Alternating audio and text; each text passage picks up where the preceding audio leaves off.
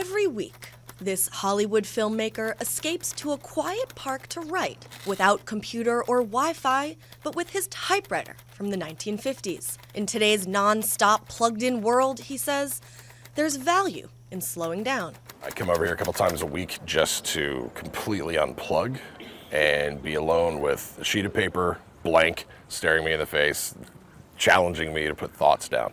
Here in Los Angeles, it seems, old dusty typewriters are the new cool thing.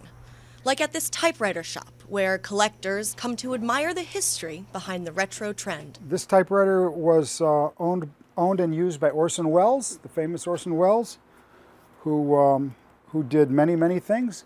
And he used this at a hotel this is the typewriter he used always when he was in Paris. This typewriter repairman says they've become so popular that he's overwhelmed with work for the next 6 months. And so, could this increase in business point to the rebirth of slow writing? Computer and voicemail, text message is becoming very impersonal.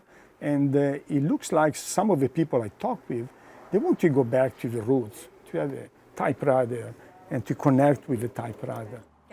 Like some of the newest arrivals on the typewriter scene, hipsters. Puts you in a different mood.